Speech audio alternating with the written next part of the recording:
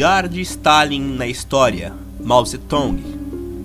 Após a morte de Lenin, Stalin, enquanto líder dirigente do partido e do Estado, criativamente aplicou e desenvolveu o marxismo-leninismo, na luta para defender o legado do leninismo de seus inimigos trotskistas, zinovievistas e outros agentes burgueses.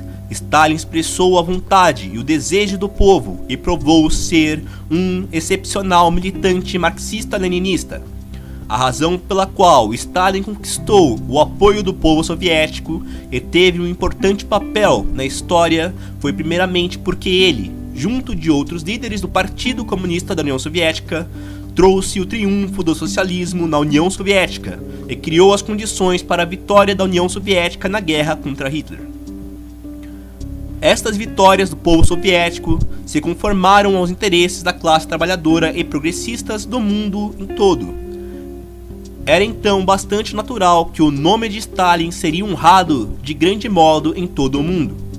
Mas tendo conquistado tão grande honra entre o povo de sua terra e no exterior por conta de sua correta aplicação da linha leninista, Stalin erroneamente exagerou o seu papel e contrapôs a sua autoridade individual à liderança coletiva, e como resultado, certas de suas atitudes foram opostas aos conceitos fundamentais do marxismo-leninismo que ele propagou. Marxistas-leninistas acreditam que líderes têm um grande papel na história. O povo e seus partidos necessitam de precursores que estão aptos a representar os interesses e a vontade do povo, estarem na vanguarda de suas lutas históricas e servir como seus líderes. Mas quando qualquer líder do partido ou do Estado se coloca acima do partido e das massas, em vez de se colocar entre elas, quando se afasta das massas, ele deixa de ter uma ampla e penetrante visão dos assuntos do Estado.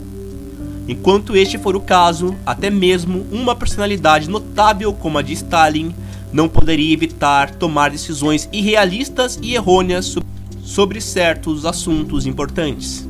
Durante o último período de sua vida, Stalin teve cada vez mais prazer neste culto ao indivíduo e violou o sistema de centralismo democrático do partido e o princípio de combinar a liderança coletiva com a responsabilidade individual. Como resultado, ele cometeu alguns erros graves. Por exemplo, ele ampliou o escopo da supressão da contra-revolução. Faltou a ele vigilância necessária às vésperas da guerra antifascista. Ele falhou em dar a devida atenção ao desenvolvimento da agricultura e ao bem-estar material do campesinato. Ele deu alguns conselhos errados sobre o movimento comunista internacional e, em particular, tomou uma decisão errada sobre a questão da Iugoslávia. Nessas questões, Stalin, vítima total do subjetivismo e da unilateralidade, se divorciou da realidade objetiva e das massas. O culto ao indivíduo é uma herança podre da longa história da humanidade.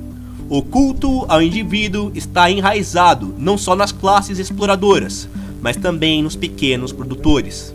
Como se sabe, o patriarcalismo é produto da economia do pequeno produtor.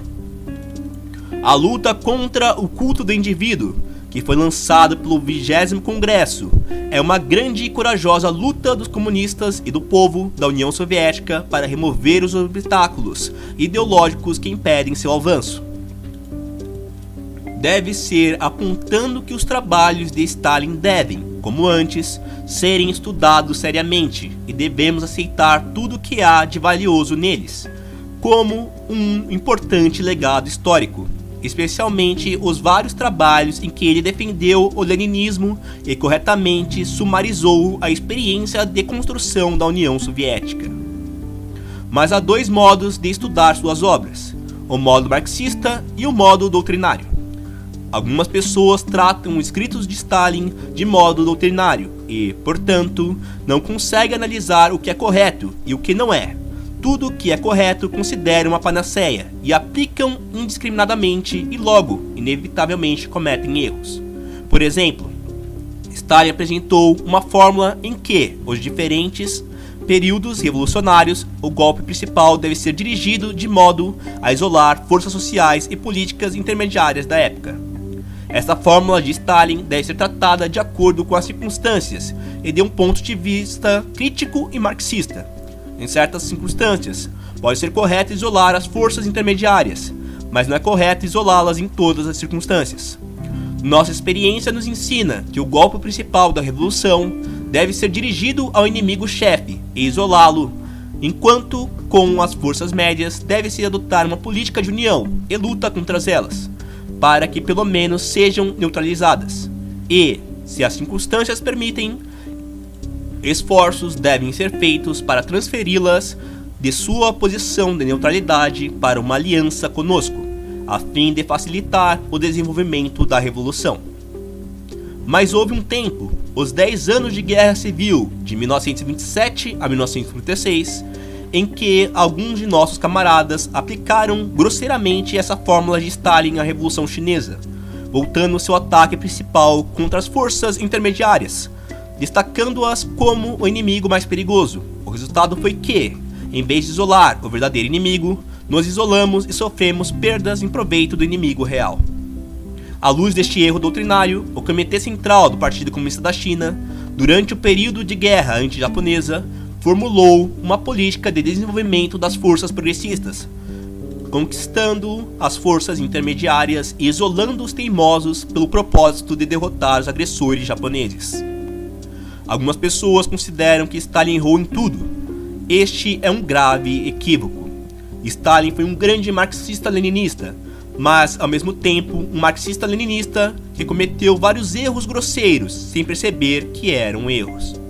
Devemos ver Stalin de um ponto de vista histórico, fazer uma análise adequada e completa para ver onde ele estava certo e onde estava errado, e tirar lições úteis disso.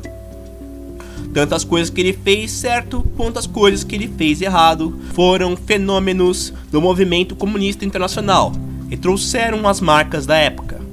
Considerado como um todo, o movimento comunista internacional tem apenas pouco mais de 100 anos, e se passaram apenas 39 anos desde a vitória da Revolução de Outubro. A experiência em muitos campos do trabalho revolucionário ainda é inadequada. Grandes conquistas foram feitas, mas ainda existem lacunas e erros. Forças reacionárias em todo o mundo estão ridicularizando este evento. Eles zombam do fato de que estamos superando erros em nosso campo. Mas o que acontecerá com todo esse ridículo? Não há a menor dúvida de que esses escarnecedores se encontrarão diante de um ainda mais poderoso, para sempre invencível, grande campo de paz e de socialismo, liderado pela União Soviética, enquanto as empresas assassinas e sugadores de sangue desses escarnecedores estarão em uma difícil situação.